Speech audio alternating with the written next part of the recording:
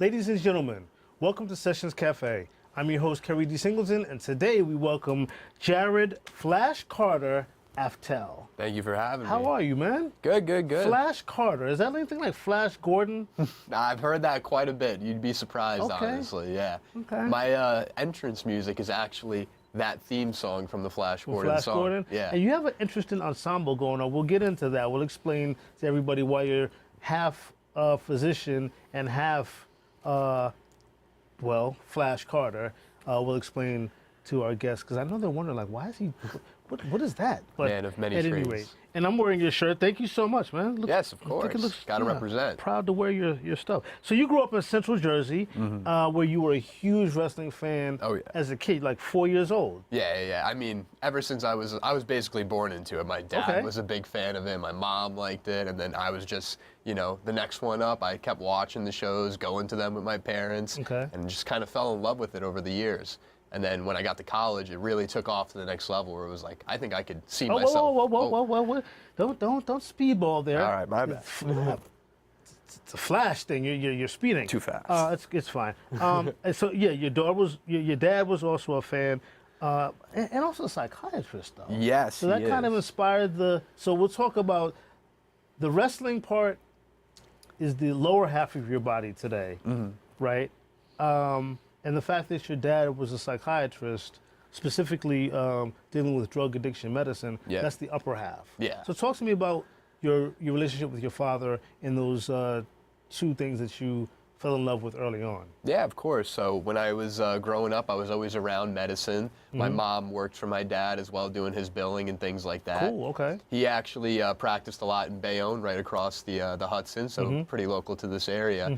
And I was just kind of infatuated by, medicine and like all the wonders of the body. And I just really took a liking to science in that aspect. At such a young age. Yes. So, I mean, you had dreams of being a cardiologist since you were in the 4th grade. I said 4 years old, but since you were in the 4th grade, bro, I was building clubhouses when I was in the 4th grade. And you want to be a heart doctor? Well, I remember specifically in 4th grade being in my dad's office, his private practice, and I drew out a diagram of the heart. And it wasn't just like, a basic picture of the heart. Valentine's it Day, was like, here's the veins, here's like the specific coronary arteries, things like that. And he ended up hanging it up in his office. And from that moment on, I was like, this is what I think I want to do. I want to go into cardiology, and I just want to help people, So I'm drawing pictures of sharks and clowns, and Jared is drawing pictures of hearts, and not the stereotypical Valentine's Day heart, but a real,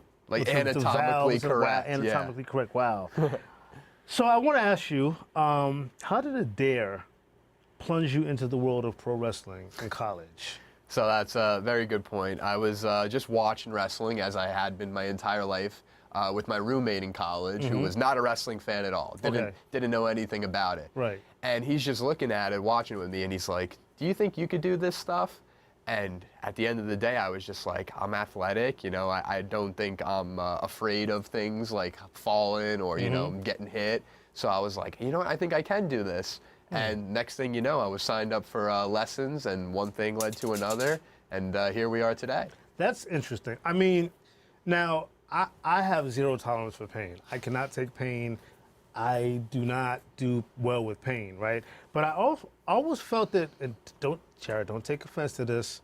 You think you may know where I'm going with this. I think I do. Isn't wrestling not really real? Well, you could say that in an aspect, but the way I like to think about it, and this was taught to me by one of my wrestling coaches, is wrestling, it isn't this, it's this. So it's basically, you get that contact, and then you take what we call bumps in wrestling when you're like landing on the mat, whether it be on your face, on your stomach, on your back. And that really, it adds up, the bumps. They do hurt. So just because I tell you, hey man, I'm going to punch you here, it doesn't make the punch hurt any less. That's cool. Okay, that's good. So I like to think of more as like choreographed, like stuntmans. Choreographed pain. Yes, exactly. I saw you down in Chester, Pennsylvania a couple of months back, and actually that was my first time at a wrestling match. When I was a kid, I mean, did I like wrestling? I mean, not a lot. I mean, I was the average wrestling fan, I guess, growing up as a kid in the 70s. But I did realize that a lot of the things that was going on in that wrestling ring were painful. Oh yeah. Like there was kicking and choreographed pain, as I said. How do you prepare for that? I mean, a lot of it is mental preparation, I think. You know, you can't be scared going into it, because if you tell yourself something wrong is going to happen, or, you know, something bad, then something odds will end up happening like that. So if you tell yourself, hey, I'm confident in my training, I know how to properly and safely do this, and being safe doesn't mean it's not going to hurt. Being safe means you're not going to be out for months needing surgery, things Right, like that. right. It means, you know, you'll wake up with a sore back or, you know, a sore neck, but you're able to keep on going. And that's the important part in wrestling. So I think a lot of it comes beforehand with the preparation and the training and things of that nature. So let's go back a little bit. Sure. When was your first real wrestling experience? So December of 2019 was when I had my first ever class. Okay. And I ended up training for about 6 months through the COVID pandemic and all of that. And my first ever match would be the summer of 2020. Wow. Yeah, so I've been at it for a little bit now. Okay, so not a veteran, but not a novice. Yes. Okay. Working my way up. Personal question. Sure. What's the most, because again, I told you I have zero tolerance for pain. And so what is the most painful thing you've experienced to date with wrestling?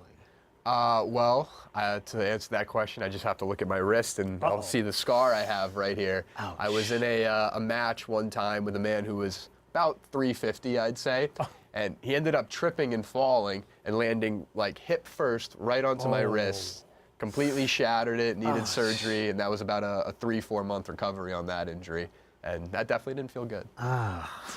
Did Dad bandage you up? Nah, he just kind of looked on with a little bit of disdain, because he was always the one who was kind of like, you know, you're going to get hurt doing this, you're supposed to be a doctor. Right. Mom was more the one who was like, you can pursue all your dreams, you know, whatever it is, I'll support you. Yeah, because I know Mom is an avid fan yes. of your wrestling. She's at all of your matches. But how does Mom feel when her baby is getting thumped and dumped and thrown around the wrestling rink? How does she deal with that? Like, my mother would have a heart attack. She used to be like that. She used to really, really think like, oh my God, he's getting the, you know what, beat out of him. Like, I can't take this. Then she learned after a while that, hey, he's selling, as we call it in the professional wrestling business. He's not really hurt. And then I think the injury happened with my wrist that one time, and she thought it was like a part of the act and everything. So it wasn't until, you know, after the fact that she was like, oh, okay, he's actually really hurt here. He's really hurt. But, Wow. you know, she accepts that it's a reality that happens in professional wrestling, and it happens a lot of the time, and it could very well happen again. And I think she's just going to support me no matter what, and she's just a great mom like that. I saw her in Chester. She was cheering. And again, yeah, with your dad, like, being that he's a physician, doesn't it, I guess he does feel like, what are you doing here? Aren't you supposed to be, you know, doing heart surgeries and things of that nature? You're not supposed to be, you know, getting your brains beat out. Yeah. Does he support the matches, and does he go to see you? I think he's realized now that I've been at this for quite a bit that I'm not giving it up anytime soon. So he's always been a supporter. He comes to the matches as well, not as many as my mom, but he's there at a good amount of them. And I've definitely heard that exact statement a bunch of times before, like, you need your hands for heart surgery, things like this. What are you doing in the ring? And I've heard that from both sides. I've heard that from people in the wrestling business talking about the medicine side of things, and people in the medical world talking about the wrestling side of things. So trust me, I got it coming from all directions. From both sides. Yeah. Now, I know that, of course, you know, you're studying to be a cardiologist.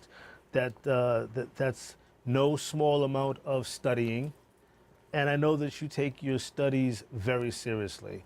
Thank God, because those hands, you know, we need you to take them seriously. Yes. How do you balance college studies and other studies related to being a physician with wrestling? That seems to be challenging. Well, college wasn't as bad. College, I was kind of able to coast by a little bit doing both, but when I got to medical school, that's when the real challenges started. And my big thing is I have to maximize all the time I have, because I learned pretty quickly there's not enough hours in the day. Yeah. So if I'm driving to a show, if it's an hour-and-a-half drive, I'm listening to audio lectures the whole time. Okay, I mean, I get people who make fun of me in a good way because I'm always backstage at shows and I have my laptop out, I'm studying. right. Yeah, I'll be in my full gear studying for the test I got coming up. Wow. So I'm definitely always grinding, and you know, it's multitasking a lot of the time, just trying to find enough hours in the day.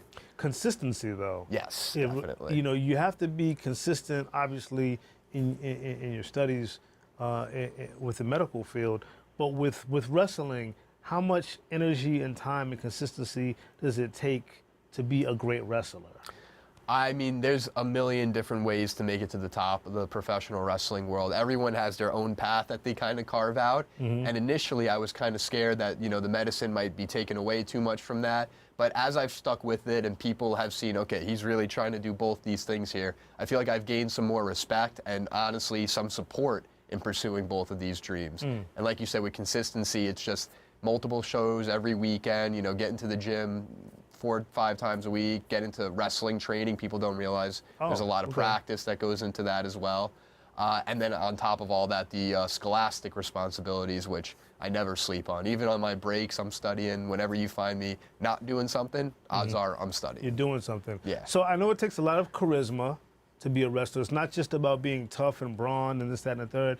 Is it a lot more being charismatic and being, I guess, showy and flashy, or is it more so about really just knowing how to pound somebody's head in? Obviously, you need the charisma. I would say that the character that you have, your gimmick as we call it, Right, okay. is probably the most important. Now, be that as it may, you need to be safe and you need to be, you know, professionally trained to do the basics. But you look at some of the most famous wrestlers of all time, like The Rock, Stone Cold Steve Austin, Hulk Hogan. These guys didn't do these crazy, you know, flips and all these wild moves. They did the basics, and they had what we call a larger-than-life persona. And that's really what made them, you know, household names and things like that. Interesting. Before we go to break, I do have one question that I want to ask you, Jared. Yes. Nutrition and fitness. How important is that for wrestling pros in general?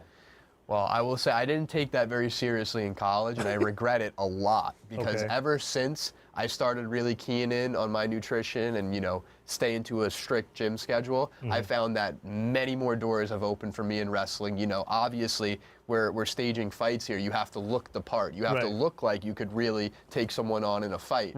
And on top of that, the nutrition part of it, I feel like just makes you feel better all around about yourself. You realize when you're eating Chick-fil-A or processed foods, things like that all the time, it really brings you down versus like a good, healthy, home-cooked meal has really not only helped me physically, but it also brings up like my mental status and my confidence and things like that. Exactly.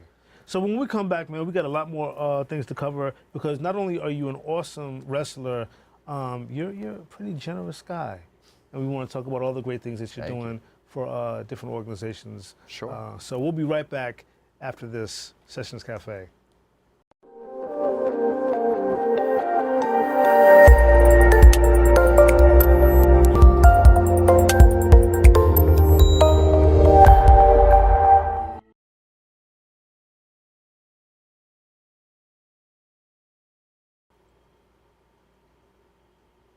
And we're back with Flash Carter. Yes. Something's changed here. What happened? We lost the lab coat. Yeah, the lab coat's gone, and now he's a full-fledged Hulk. Oh, well, I'm getting there. One day I'm getting there. So the American Heart Association fundraiser that you did, you netted over $1,000 for them, man. Talk to me about that, because that is so cool that you're getting into philanthropy, not just the sport. Obviously, I would have liked to raise more money. You know, it'll never be enough, but I really found a liking in cardiology, as we were talking about. And I looked into it, and I mean, I'm sure you've heard, but the cardiac-related deaths are the #1 killer of adults in America. So I wanted to try to do my part. I came out with a whole line of merchandise, like the shirts I have here, the stress toys, things like that, shirt you have on. And for the entire months of February and March, I donated 100% of the profits we got from these to the American Heart Association. And I was super happy we were able to raise as much money as we did.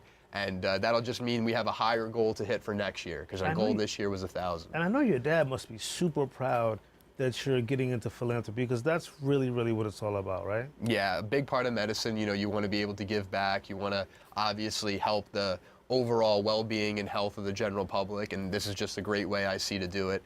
And I also have done things in the past. I don't know if I brought this up before, but with breast cancer charities, particularly, we partnered with one. It was called the Pink Hat Campaign. It's a local breast cancer charity. And we were able to raise about $400 for them. That was a year back or so. I wasn't as big, so I didn't get as many sales, but it was still able to do a good deed for a very good organization. It's very important, and Jared, and it's not about the monetary wins. It's about the fact that you're doing this out of your, with your heart and with your brand, and with your body. You're out there, making a difference in the lives of other people, and to me, that's really more important than anything else. We have something in common. What's that? It ain't wrestling. You sure? I'm positive. All right. This shirt is the closest I've ever gotten to being anything close to a wrestler. Legos. Oh, yeah. I loved Legos. In fact, little known fact, so I was born and raised in Boston. I moved to New York City in 1996 when I was 24. I was 29 long years ago. My dream was to live in New York City, and I loved the city so much that I had a model of New York City in my closet in my mom's house in Boston. Nice. It was a tiny townhouse, a tiny bedroom, and obviously even a smaller closet. But my closet had no clothes. It was the World Trade Center, the Empire State Building, and bridges and subways, and I kind of feel like I looked at it, because it was there for 10 years until I actually moved out to New York. But it was kind of like my storyboard. I created this storyboard, a model of New York City. It glowed at night because I painted some of the Legos. And what's your connection with Legos? Well, I am a huge Lego fan, particularly Star Wars Legos, if I had to say so. I have basically 2 entire rooms in my basement dedicated to just Legos. I mean, oh, man. If you took the value on some of these, it would be ridiculous. You wouldn't even, you couldn't even guess how much some of these things go for. I have like super rare ones, like just minifigures that go for thousands of dollars. And these are things I've been collecting since I was a kid. And it was never like an investment or anything. It was just like, I love building them, having them all together, and just like the overall image of having that collection is just something that I always like sought after, and I'll never be done with them. I'm always gonna have more I need to get. They're always releasing new ones. But I mean, I just love Legos. It's my favorite thing to do when I have some free time. When I'm not studying, maybe study a little on the side while I'm building them. While you're building, wow. And see, unfortunately, when I was a kid, there was no Legoland. There was no Lego amusement parks. I don't even think there was a Lego store. I don't believe, at least not in Boston, where I grew up. But now, there's a whole Lego craze. Have you been to Legoland before? I have when I was little, yeah. I was going to ask, San Diego. How many Lego stores have you been to in the country? Lego stores? I'd say I've probably been to at least like 20 of them, which is a good amount. But there's also like independent stores, which they sell like old Legos. They're not like branded as Lego stores. They're like brick shops, they'll call them. And I go to a bunch of those too, always looking to pick up like some vintage ones that aren't on store shelves anymore, things like that. So what do you enjoy more, actually building with the Legos, the actual act of creating something, or or seeing the finished product? I'll say maybe a combination of that, because I like when I'm building it and you can start to see it coming together. You know what I'm saying? It's like, oh, that's going to be like the window of this ship, or that's going to be like the cockpit, like something like that. So when I start seeing the pieces come together and it's not just these random, interior things that you're doing, then I'm like, oh, that's pretty neat to see that I just built that. So are you a puzzle guy? I'm not. Not really. Now, see, that's the thing. My mother never could understand why I couldn't get into puzzles, but I could get into Legos. I guess because with the Legos, I was building what I wanted to build. Yeah. As opposed to just, you know, figuring out a picture or something. So you actually have an entire basement dedicated to Legos. What is the most prized Lego creation that you have in your basement? I have, I'll give you two answers for that one. I have a set, the Death Star, if you know, from Star Wars, one of the older ones. That one is just a behemoth to look at. It's like, I think like 4,000 pieces, but valued right now at like $2,000 used. So that one is like one of the prized ones. And then I was mentioning I have a lot of very rare figures. Right. I have one, I'm not sure if you're a Star Wars guy, but I have a Boba Fett figure who goes for about like close to 4,000 at this point. Yeah, just the figure himself. Wow. Yeah. That city that I told you about that I built and loved, I was 24 years old when I moved out of Boston. So I was definitely an adult. Yeah. My mother and sister, according to what my mother has told me, a couple of months after I moved out, they crushed my Lego city. They did that on you? I don't, and seemed to enjoy it. I don't know what. That's just cruel. Like cruel, yeah. Like, you know, it's like, what are you doing? And I guess my mother's opinion was, well, you live there now. You don't need to look at it all the time. What would you do if you I know where this question's going. were the victim of such an atrocity? Probably cry a lot first. Yeah. But, I mean, this is the great thing about Legos. You could always rebuild them. Right, exactly. And I mean, I keep all the instruction booklets. Not that you need them, they're online nowadays. But I mean, if worse comes to worse, I would rebuild some if I had to. I've never had any catastrophes like that. Let's hope that you Knock don't. on wood, right? Yeah, let's hope that you don't. Let's talk about your, because you're actually one half of a wrestling duo. Yes. You and Jay the Key Evans are the shot callers. Yes, as you're repping right now. Yes, that's what I'm repping right now. So let's talk about that. Wrestling, do you guys fight together all the time? Do you sometimes? Mostly now. We've basically got it to the point where just about every company we're together. There's a couple stragglers out there where we've had like pre-existing things going on. Okay. But yeah, we're at the point where we're mostly working together as a team everywhere we go, and we're getting to some bigger and more exciting things the further we do this. So I don't know if you're supposed to tell me this, but I'm going to ask anyway.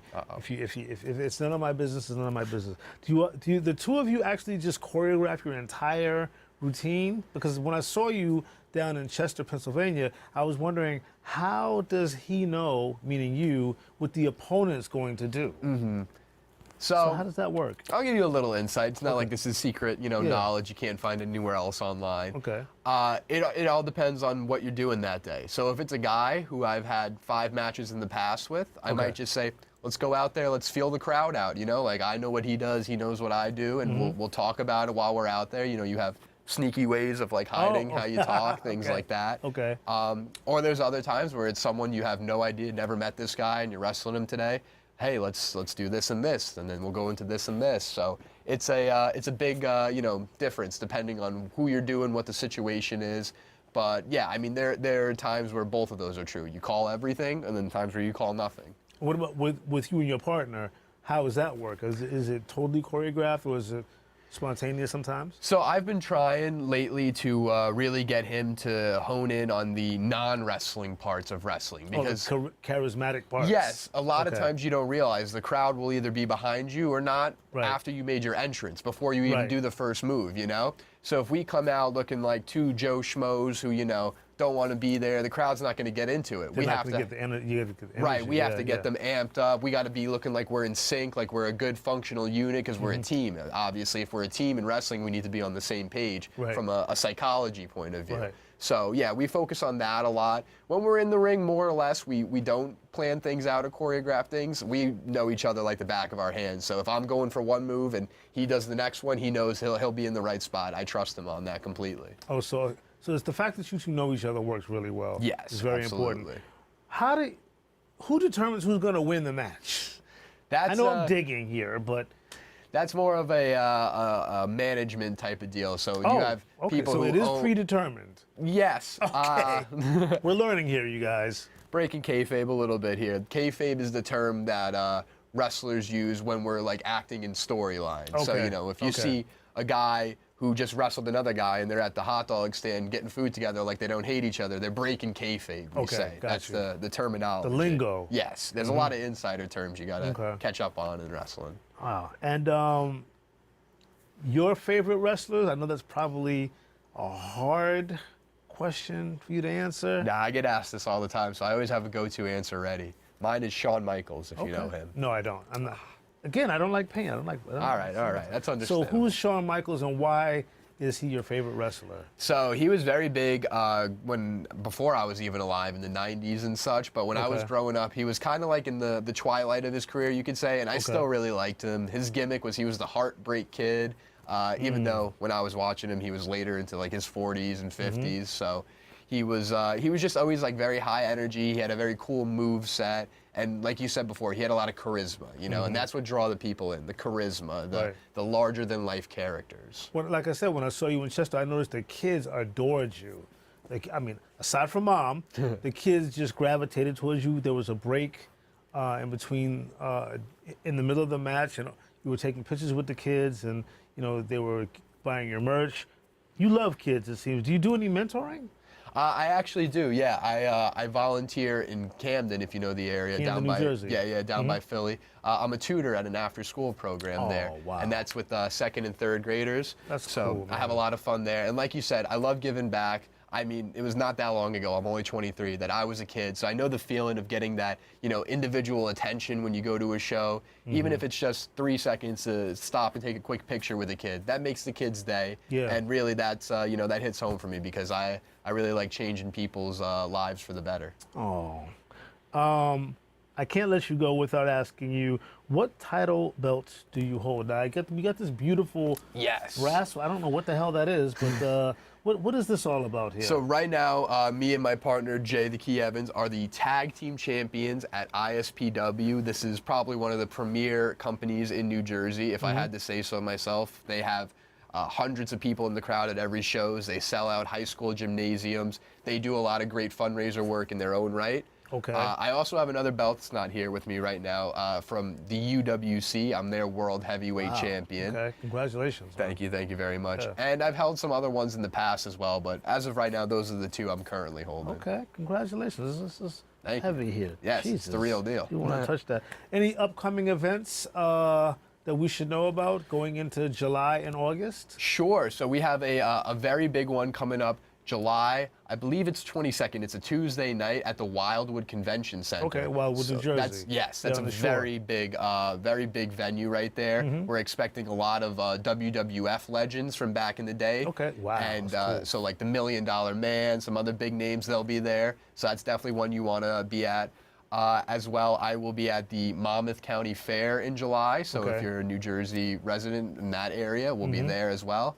And yeah, a lot of other ones that I can't think of off the top of my mind, but basically every weekend. Okay, well, you're working hard, man. Yes. Man, thank you so much for being a guest on our show and bringing all of your dope merch.